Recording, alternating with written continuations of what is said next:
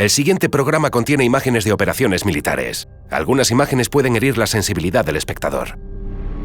Hoy, en Misterios de la Historia Militar, una foto de la Segunda Guerra Mundial que hizo arder las redes. ¿Había un coreano en el bando de los nazis? Despertó uno de los misterios más extraños de la Segunda Guerra Mundial. La aeronave que nos ayudó a acabar con Bin Laden. ¿Por qué nunca antes habíamos visto nada parecido? Ni después. Es alguna clase de tecnología furtiva secreta. Un vídeo viral genera la leyenda de un piloto de combate ucraniano, pero ¿quién es el hombre detrás de la máscara? El fantasma de Kiev le dijo a los ucranianos: podemos ganar esto, podemos contraatacar. Y nuestra arma secreta de la semana, ¿es un barco? ¿Un avión? ¿Un lanzamisiles? ¿O las tres cosas? Seguramente la gente pensaba que era ridículo. Años más tarde ya no es una broma.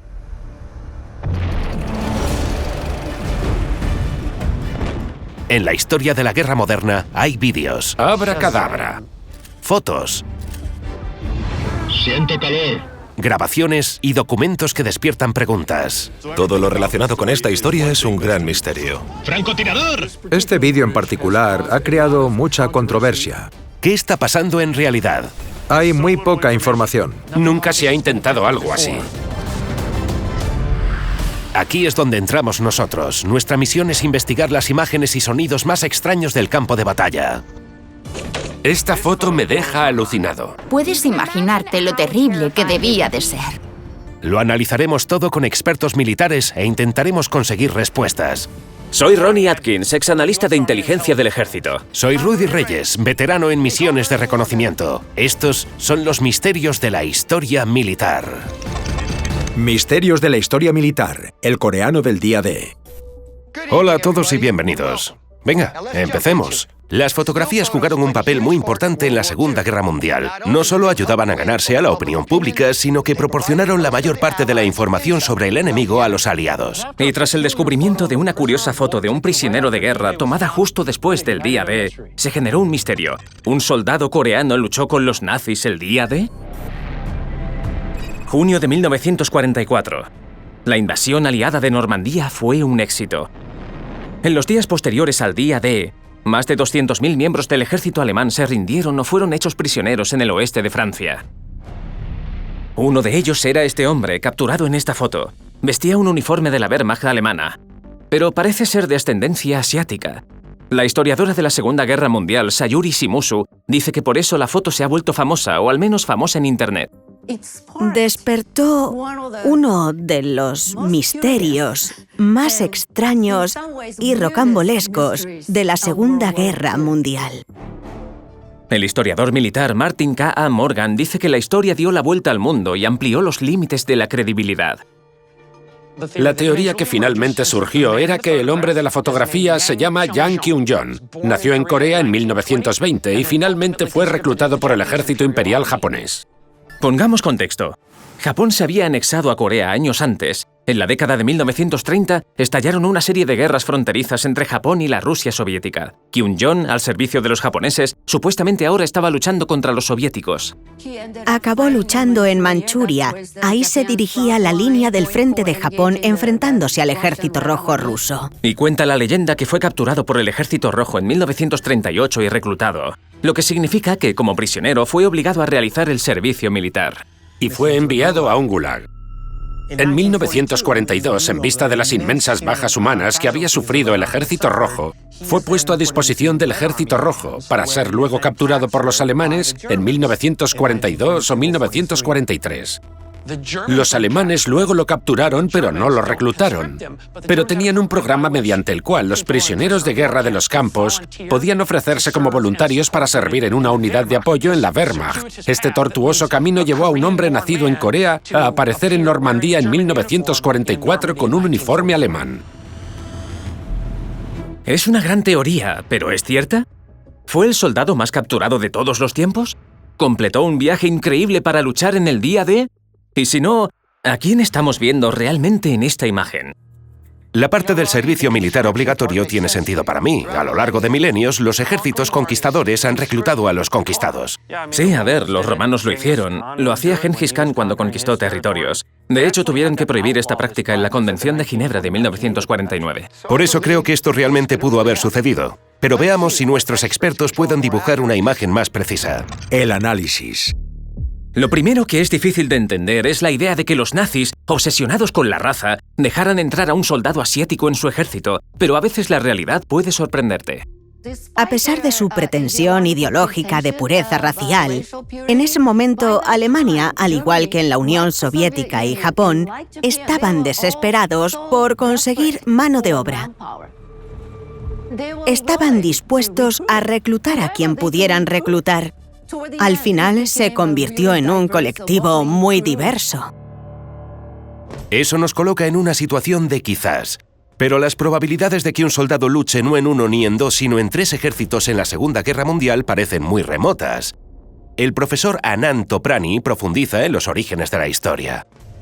Según el historiador Stephen Ambrose, un paracaidista había capturado a 4 soldados supuestamente coreanos. Luego, la historia de Ambrose se vinculó a esta imagen para crear la idea de que en realidad se trataba de un soldado coreano. El exitoso autor Stephen Ambrose cuenta esta historia de paracaidistas en su libro de 1994, El Día D, y aunque él no llega a nombrar la foto, hubo quien hizo sus propias averiguaciones. Y luego la gente en Corea empezó a usar Internet para intentar ver si podían identificar quién era esa persona. Encontraron un nombre, Jang Kyun-jong. Pero un momento, el profesor Toprani duda de que un soldado coreano hubiera llegado hasta el frente ruso oriental, y mucho menos a Francia. Los japoneses habrían reclutado a muchos coreanos para desempeñar diversos roles, pero ¿los habrían reclutado para servir en unidades de élite del ejército japonés que luchaban contra el ejército rojo? Pero supongamos que ese fuera el caso. De alguna manera, esta persona acabó en manos soviéticas. Los soviéticos no lo mataron, sino que lo enviaron a un gulag. ¿Pero por qué lo liberaron del gulag? De hecho, habría sido muy útil en el gulag. Eso es lo que hacían la mayoría de los prisioneros del gulag durante la guerra. Y luego, de alguna manera, esta persona acabó en manos alemanas en el frente oriental. Pero luego fue enviada al frente occidental para servir como carne de cañón. Simplemente, repito, no tiene mucho sentido. Supuestamente pasó por todos los puntos de inflexión de la Segunda Guerra Mundial. A riesgo de parecer demasiado bromista, fue el Forrest Gump de la Segunda Guerra Mundial. Martin Morgan buscó documentación que respaldara la historia de que el hombre de la foto era Jang Kyun-jong de Pyongyang, y esta fue su conclusión. Jang Kyun-jong nunca existió. No hay absolutamente ninguna prueba de que alguien de origen coreano sirviera en el ejército alemán durante la Segunda Guerra Mundial. Entonces, si el legendario nazi coreano no existió en realidad, ¿a quién estamos viendo? No creo que este hombre fuera coreano ni japonés. Creo que el hombre era del Turquestán. Los habitantes de Georgia o Turquestán son producto de la fusión turco-mongola. Hasta el día de hoy se pueden ver personas de esa parte del mundo que presentan rasgos asiáticos. Los soldados turcostanos eran nacionalistas resentidos con sus gobernantes soviéticos, por lo que habían hecho causa común con Alemania. Había turcostanos sirviendo como voluntarios dentro de las filas de la 353ª División de Infantería Alemana que luchaba contra el 7º núcleo estadounidense en Normandía durante la segunda semana de junio de 1944. Hubo otros turcostanos que fueron capturados y procesados por el ejército estadounidense en Normandía al mismo tiempo que se tomó esta fotografía. Y se puede ver el parche, pero es que no lleva el parche. El parte. Tenemos una foto viral y 2 teorías. ¿Qué opina, Rudy? Me quedo con la opinión de Marty Morgan. Es clara, es simple. Nuestro hombre misterioso era parte del batallón turcostano en Normandía. Bueno, cuando piensas en viajar en un helicóptero Black Hawk, te vienen a la mente algunas palabras. Sí, ruidoso, nada silencioso y absolutamente ensordecedor. Si hay algo en lo que no piensas es en el sigilo. Y ese es nuestro misterio. ¿Ha inventado Estados Unidos un helicóptero que no se puede ver ni oír? ¿Y lo usamos para eliminar a uno de los mayores malvados de la historia? 4 de mayo de 2011, el Pentágono. Han pasado 2 días desde el día en que eliminamos a Osama Bin Laden, el terrorista detrás de los ataques del 11 de septiembre en Estados Unidos, incluido el del Pentágono. Su muerte fue celebrada por la gente de ese edificio, pero también se preocuparon por esta foto. La foto está en internet y parece mostrar la sección de cola de un helicóptero estadounidense que se estrelló durante la misión. Y no es la única imagen. Pero esto no es un helicóptero Black Hawk cualquiera. Son bastante brutales. Pero este claramente ha sido modificado. Fijémonos. Lo realmente interesante de este helicóptero, que era algo único, es que colocaron una especie de anillo alrededor de las palas del rotor. Y mira esto. Parece estar recubierto con un material de alta tecnología con un acabado especial. El típico helicóptero no viene con ese bonito detalle, y la forma de lo que queda de la estructura es muy inusual para un Black Hawk. El acabado es muy liso. No hay puntos donde haya líneas o remaches que conecten el cuerpo. Hay una especie de bordes muy lisos que se inclinan rápidamente. Por eso hay muchas especulaciones en marcha. Esto es alguna clase de tecnología furtiva secreta. Los helicópteros furtivos han sido el sueño de los militares desde la Guerra Fría por razones obvias. Los helicópteros son muy ruidosos. Se oyen a kilómetros de distancia. Eso no iba a funcionar en el ataque a Bin Laden. Los Navy SEALs necesitaban una forma de adentrarse 200 kilómetros en Pakistán hasta el complejo de Bin Laden. Para los Estados Unidos, que iban en serio a por él, esta tenía que ser la operación más silenciosa que jamás hubieran concebido, porque sabían con certeza que si Bin Laden sospechaba algo, desaparecería. Bueno, en cuanto al misterio, ¿hemos inventado un Black Hawk invisible? Miras el material, miras la forma y la respuesta probablemente sea que sí. Entonces, Rudy, ¿cuánto cambiaría eso las reglas del juego? Bastante, Ronnie. La entrada furtiva permite permanecer oculto hasta que se gana la iniciativa con velocidad, sorpresa y violencia de acción. Nuestra gente nos dice que probablemente se trataba de un trabajo personalizado para la misión de Bin Laden, pero eso plantea un segundo misterio. ¿Cómo funcionó y por qué falló? El análisis. El ataque a Bin Laden fue una de esas misiones en las que, en lugar de pedir permiso, pides perdón. Para ser rápido y sigiloso, este helicóptero tenía un revestimiento especial para desviar el radar. Creemos que tiene una pintura de baja emisión que se encuentra en los aviones invisibles como el F-117. El radar detecta cosas emitiendo una energía que es reflejada por cualquier objeto que encuentra. Este recubrimiento absorbe la mayor parte de esa energía, dejando un rastro mucho más pequeño en el radar. Eso hace que la lectura se parezca más a un pájaro pequeño que a un avión grande. ¿Pero qué pasa con las partes móviles del helicóptero? Es un helicóptero invisible, y debido a que no tiene las típicas protuberancias ni remaches, y a la forma en que se ensamblan los rotores, reduce el ruido. Pero lo más importante, mayor velocidad y rapidez. Las palas giratorias están equipadas con una protección circular que no solo amortigua los sonidos de las palas giratorias, sino que también hace que el helicóptero sea menos detectable, ya que oculta los rotores y componentes metálicos que de otro modo reflejarían la forma de un helicóptero. Además, el rotor de cola parece tener una pala más que las 4 típicas de un Black Hawk, lo que permitiría un rotor giratorio más lento y silencioso que puede mantener la velocidad típica de un Black Hawk, unos 300 km por hora. Está muy bien, a menos que esté viniendo a por ti. Entonces, ¿por qué se estrelló? Joseph Assad dice que se debió a un pequeño descuido en una operación que por lo demás estaba meticulosamente planificada. Una de las razones principales por las que el helicóptero se estrelló al aterrizar fue que los marines habían estado practicando en un complejo con una verja metálica, lo que habría permitido un flujo de aire. Pero el complejo real tenía paredes de hormigón, y eso marcó la diferencia. Ese helicóptero se estrelló debido a un vórtice en el que entró provocado por el rotor. Eso provocó que los pilotos perdieran el control, que girara y terminara golpeando el suelo. Los marines salieron y llevaron a cabo la misión, porque eso era lo más importante, incluso más que sus propias vidas. El fracaso de la misión hubiera sido peor. Así que bien puede ser que la primera misión de este helicóptero invisible fuera también la última. Aún así, pese a ello, fue todo un éxito. El parte. Que este helicóptero cayera como lo hizo es un recordatorio de lo esencial que es el entrenamiento adecuado. Algo tan simple como una verja en lugar de una pared marca la diferencia. Sí, y recordemos que solo los mejores podrían completar esta misión con la pérdida de un helicóptero. ¿Qué tienen en común un submarino desaparecido, uno de los hombres más ricos del mundo y los misiles nucleares? Todos juegan un papel importante en nuestro próximo incidente. ¿Qué hundió el submarino K-129 de la URSS? Estamos en 1974. En el vasto Océano Pacífico, un enorme barco acaba de desenterrar una sección de un submarino nuclear. Tras este vídeo desclasificado se esconde la historia de un trágico y misterioso incidente naval soviético. Todo comenzó 6 años antes, en 1968, cuando el submarino soviético K-129 zarpó de la costa este de Rusia y desapareció en el Pacífico, preocupando a Moscú. No sabían si los estadounidenses lo habían capturado, si lo habían hundido, y tampoco sabían si había algún problema técnico. Los soviéticos se apresuraron a buscar su submarino. Mientras tanto, los estadounidenses también empezaron a buscarlo.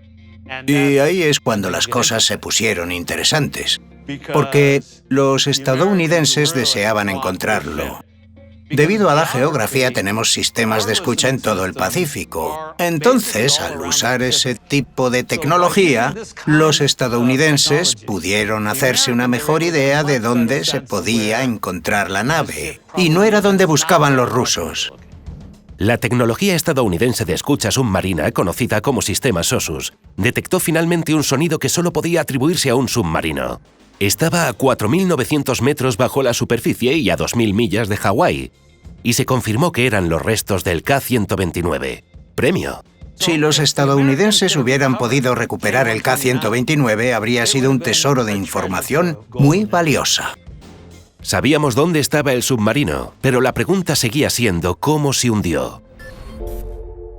Ronnie, mira este mapa. Vale.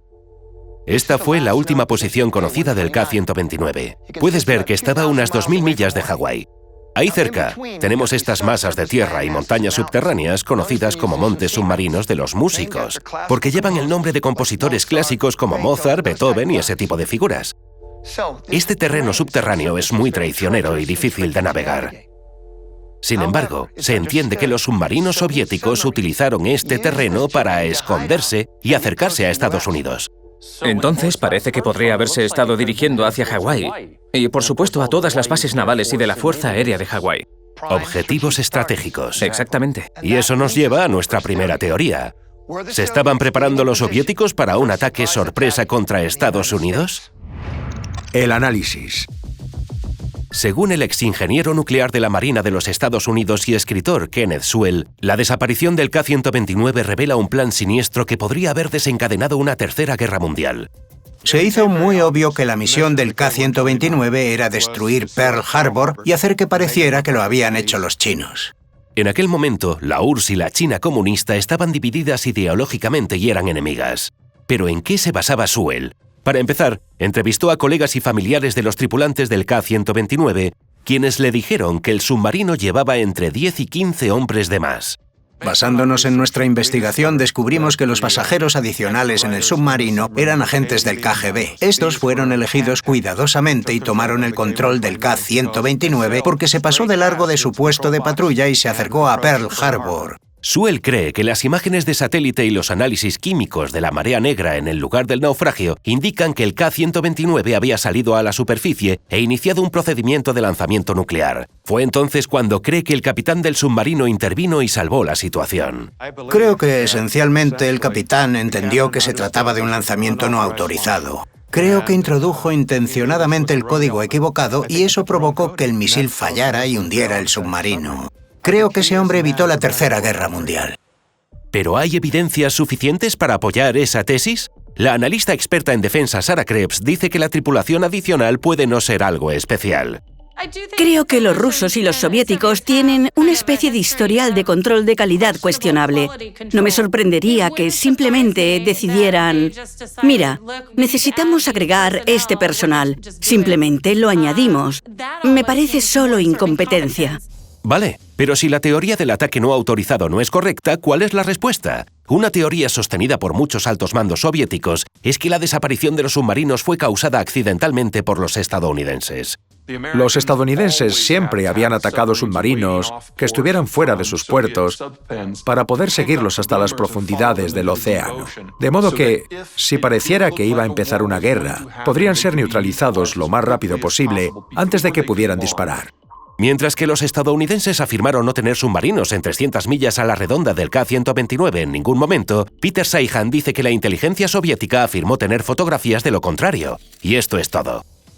La teoría favorita de la Unión Soviética, por supuesto, es que el USS Swordfish, que dicen que era el barco asignado para seguirlo, se acercó demasiado y hubo una colisión. Los soviéticos mostraron una foto satelital del USS Swordfish siendo reparado en Japón. Pero el profesor Zeihan dice que se trata de información falsa para encubrir un accidente vergonzoso. Cada vez que tienen un percance militar, intentan culpar al otro bando. Estados Unidos siempre ha negado su responsabilidad por el accidente, pero en 1974, 6 años después del hundimiento, la CIA utilizó un barco de salvamento construido por el excéntrico multimillonario Howard Hughes, llamado Glomar Explorer, para recuperar el submarino. ¿Cuánto del submarino recuperaron? Es fuente de un intenso debate. Hay algunas teorías locas, como que la idea de que el proyecto para recuperar el submarino en realidad era para pinchar las líneas de comunicación, o que la CIA logró recuperar todo el submarino con un cable de 6.000 metros de largo. Sería una buena hazaña. Oficialmente, Estados Unidos dice que recuperó una sección de 10 metros del K-129. Recientemente les dimos a los rusos ese vídeo desclasificado. En él, la tripulación del Glomar entierra respetuosamente en el mar los restos de 6 marineros soviéticos. Y aunque siempre habrá teorías contrapuestas, hoy la explicación oficial de la Armada rusa sobre el hundimiento es mucho más simple. Y francamente, más embarazosa. El submarino se inundó cuando la tripulación accidentalmente dejó levantado el mástil cuando se sumergieron por debajo de la profundidad del periscopio, permitiendo que el agua entrase. Se produjo una destrucción catastrófica del motor diésel y toneladas de agua entraron en el submarino muy rápidamente. Luego se agravó y las cosas fueron a peor a partir de allí. Supongo que eso es lo que les pasó a los pobres hombres a bordo de ese submarino. El parte. Bueno, Rudy, ¿por qué crees que se hundió el submarino? Creo que todavía hay demasiadas preguntas sin respuesta como para decir algo definitivo. Pero escuchad, en 1994, Boris Yeltsin, el presidente ruso, confirmó que en el K-129 había 98 tripulantes. Son 15 más de lo normal. Y nunca explicó por qué. Sí, y por si eso fuera poco, atención a esto. Hoy en día se rumorea que todo lo que el Glomar sacó del fondo de las profundidades está tras una puerta cerrada, precisamente en el Área 51. Internet está repleto de historias nazis muy locas con planes malvados sacados directamente de una mala película de ciencia ficción. Como una teoría de la conspiración que afirma que los científicos espaciales de Hitler lo ayudaron a construir una base secreta en la Luna. Si bien eso parece poco probable, los nazis tenían una base secreta en el norte. Y la pregunta es, ¿cuál era el propósito de la base nazi?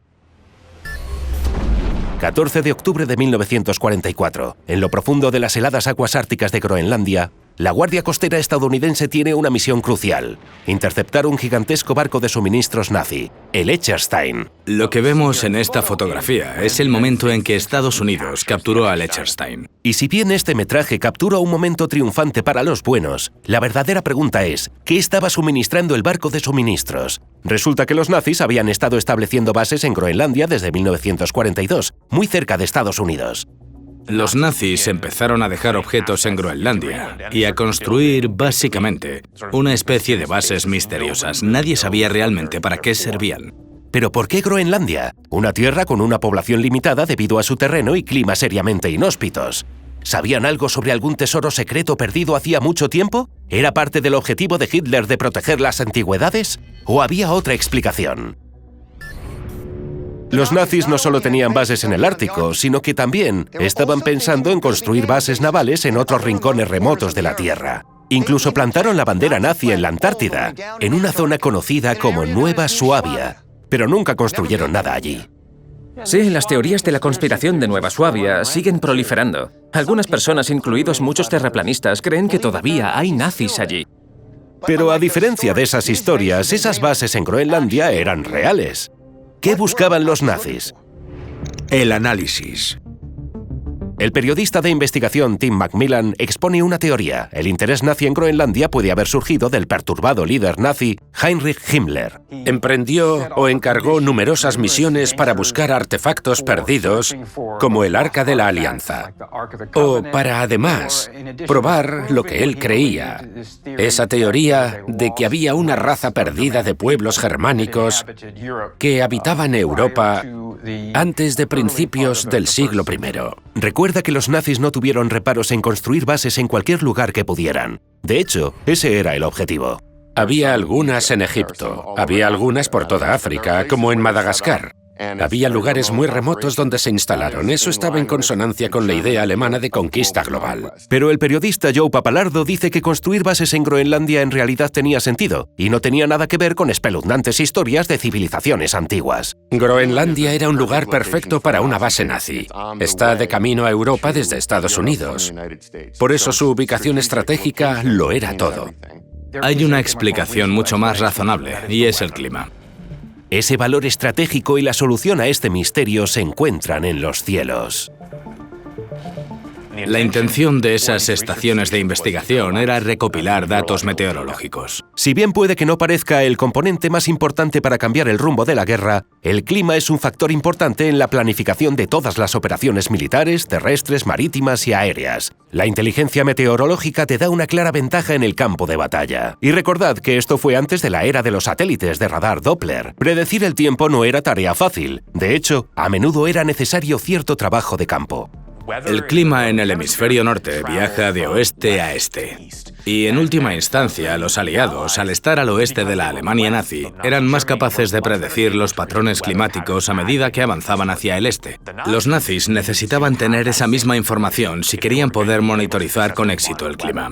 Estas bases contaban con cuadrillas de unas 12 personas, un puñado de oficiales nazis respaldados por un grupo más grande de soldados. Las bases estaban repletas de instrumentos de medición y equipos de registros de datos, pero tenían poca potencia de fuego. Y cuando Estados Unidos se dio cuenta de lo que Hitler estaba haciendo en Groenlandia, miles de tropas entraron en el círculo polar ártico después del día D para neutralizar la amenaza nazi.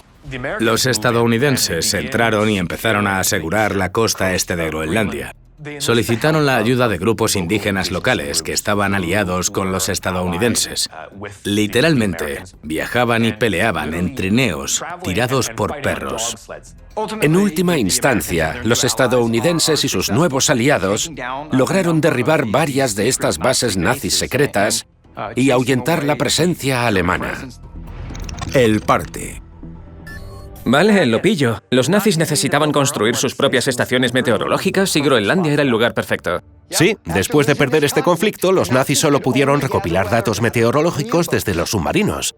No es de extrañar que apenas 7 meses después los alemanes perdieran la guerra.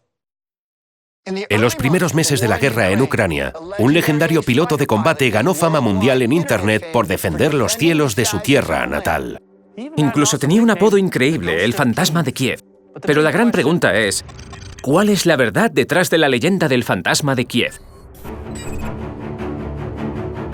Febrero de 2022. Apenas unos días tras el comienzo de la guerra de Ucrania, un vídeo parece capturar una pelea en los cielos de Kiev. Un avión de combate Su-35. El avión de guerra más avanzado de Rusia surca el cielo. Es un buen avión táctico. Luego, un misil buscador de calor lo persigue y lo hace estallar en pedazos. Aparece otro avión, un MiG-29 ucraniano. Es un caza polivalente, pero más antiguo e inferior al Su-35.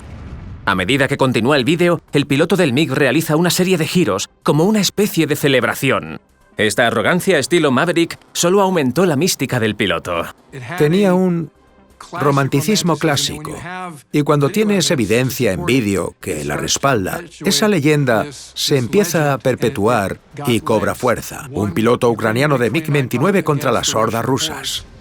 Luego el Departamento de Defensa de Ucrania retuiteó el vídeo, aparentemente verificando que era real. El clip se volvió viral y el piloto superestrella fue apodado el Fantasma de Kiev. El Fantasma de Kiev le dijo a los ucranianos, podemos ganar esto, podemos contraatacar, y se puso a sí mismo de ejemplo. Era algo que nadie pensaba que pudiera suceder. Un día después de que el vídeo se hiciera público, el expresidente ucraniano Petro Poroshenko compartió una imagen del piloto anónimo. afirmando que el fantasma había derribado a 6 aviones en un solo día. Otras fotos aparecieron en Internet, como esta. Mostraban al supuesto fantasma frente a su avión con la insignia ucraniana en su uniforme y la bandera ucraniana ondeando orgullosamente al fondo. Pero un momento.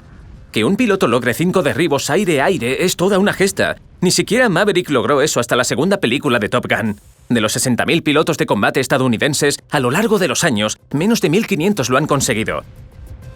Entonces, ¿cuál es la verdad detrás del fantasma de Kiev? ¿Es un piloto de combate tan extraordinario o es un mito? El vídeo es increíble, pero mi primera pregunta es... ¿podría un viejo MiG-29 ucraniano enfrentarse al avanzado Su-35 de Rusia? Bueno, el Su-35 debería ser superior en casi todos los sentidos, pero recuerda, los MiG son más pequeños, más ligeros y tan rápidos como el Su-35. Ambos alcanzan los 2.500 km por hora. Ahora bien, otra característica del Su-35 es que los expertos en aviación dicen que iría muy bien para un espectáculo aéreo. Y si miras este vídeo, aquí estás realizando un giro Immelmann. Subirá, dará la vuelta y luego seguirá recto. Y luego realizará una acción conocida como supermaniobrabilidad. Dicho esto, este factor sorpresa no necesariamente se traduce en la vida real. El análisis. A primera vista, el vídeo del supuesto fantasma de Kiev derribando un avión ruso parece plausible. El exboina verde Mark Soter analizó el famoso vídeo para determinar su autenticidad. Pasó los primeros filtros, pero había algunos problemas. Podría ocurrir que hiciera giros de barril como celebración por el derribo del avión ruso. Pero un piloto inteligente probablemente no perdería el tiempo haciendo eso cuando podría haber otros aviones detrás de él. Y luego, esto es muy revelador. Aquí está. El avión literalmente desaparece. Y eso te demuestra que es falso. El análisis forense del vídeo reveló que esto es en realidad una secuencia del videojuego de 2013 Digital Combat Simulator World. Vale, sabemos que este vídeo es falso, pero eso no prueba que el fantasma de Kiev no sea real. Lo que nos lleva de vuelta a esta foto. El historiador Alex Wellerstein estudia fotografías bélicas. Ha habido manipulación de fotografías en tiempos de guerra, desde la Guerra Civil de los Estados Unidos. Si realmente quieres que un mito sea efectivo, no solo necesitas una imagen o un vídeo, sino que estableces una especie de rastro de pruebas que haga que parezca que realmente existe. En este caso, una herramienta llamada análisis de ruido revela que algunos elementos de la foto son claramente falsos, con la cara del piloto, la insignia del uniforme y la bandera ucraniana siendo añadidos de otra fotografía. Y en realidad, se puede ver con bastante facilidad la evidencia de manipulación. Puedes pasar la foto por unos filtros especiales que muestran cuáles de esos píxeles realmente no combinan con los otros píxeles y ver dónde se agregó una cara o una bandera. Pero a esas alturas la leyenda había cogido impulso. Los principales medios de comunicación afirmaron haber identificado al fantasma como el mayor Stefan Tarabalka, al que se le atribuía el derribo de 40 aviones. Luego el Ministerio de Defensa de Ucrania confirmó que había muerto trágicamente durante una batalla aérea y le otorgó el título de héroe de Ucrania. Pero los expertos como el exoficial de inteligencia Joseph Assad tienen dudas. Creo que Ucrania tenía no solo sus organizaciones de inteligencia, sino también un ejército de guerreros cibernéticos que estaban transmitiendo y amplificando muchos de los mensajes y muchas de las imágenes y vídeos que veíamos salir de Ucrania. Los ucranianos tomaron una gran decisión. En lugar de negar o refutar este vídeo y la historia general del fantasma de Kiev, decidieron seguir adelante.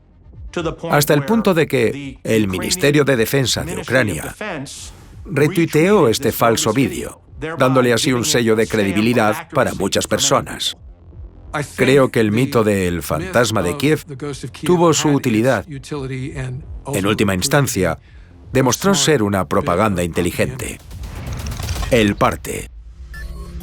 El 2 de mayo de 2022, el Mando General de la Fuerza Aérea de Ucrania finalmente admitió en Facebook que, cito, el fantasma de Kiev es una leyenda de superhéroes cuyo personaje fue creado por ucranianos. El mito puede haber sido desmentido, pero el espíritu patriótico detrás sigue vivo. Es el momento del arma secreta. Cada semana echamos un vistazo a un arma misteriosa de la historia. Y a decir verdad, algunas de ellas no merecen ir más allá de la idea. Esto es una reliquia de la Guerra Fría, mitad avión y mitad barco. Reapareció hace unos años y la gente se preguntaba qué se suponía que debía hacer este arma. Junio de 2020. Este vídeo muestra una de las rarezas más peculiares de la historia de la aviación flotando en el océano por primera vez en décadas. Mirad más de cerca este vídeo e intentad darle sentido al diseño. Esos motores a reacción cerca del morro. ¿Y esos lanzacohetes están encima del fuselaje? Este es el proyecto 903, un ecranoplan de la clase Loon, y para entender cómo terminó aquí necesitamos retroceder unos 60 años.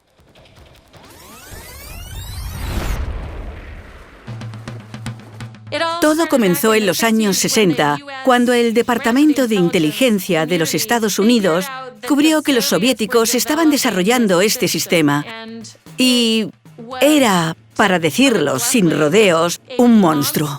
Los hidroaviones existen desde 1912, pero esto era algo completamente diferente. Los estadounidenses vieron por primera vez el ecranoplan cuando un satélite espía tomó esta foto en la base de Kaspisk en 1967. Fijaos bien y mirad cómo eclipsa el barco patrullero de clase Ciclón que está justo al lado. Es una especie de vehículo Frankenstein, que fue la envidia de Estados Unidos. Más tarde surgirían imágenes de otro modelo en acción. Los estadounidenses apodaron al ecranoplan el monstruo del mar Caspio. Pero esto no era una broma, era un problema y un enigma. Cuando la CIA lo vio por primera vez, lo primero que pensó fue, ¿qué es esto? ¿Para qué se utilizará? La gente probablemente pensaba, esto es ridículo. Pero si años más tarde había algún ecranoplan en funcionamiento, mejor tener una idea clara de lo que pretendían hacer con él y cuáles eran sus capacidades. ¿De qué grado de importancia estamos hablando? Bueno, en estas imágenes de un modelo posterior y más avanzado, lo podemos ver disparando misiles desde la parte superior de su peculiar estructura. Bastante extraño, ¿eh? Ese segundo ecranoplan fue diseñado para lanzar ataques contra barcos de superficie. Es difícil juzgar si eso hubiera funcionado o no.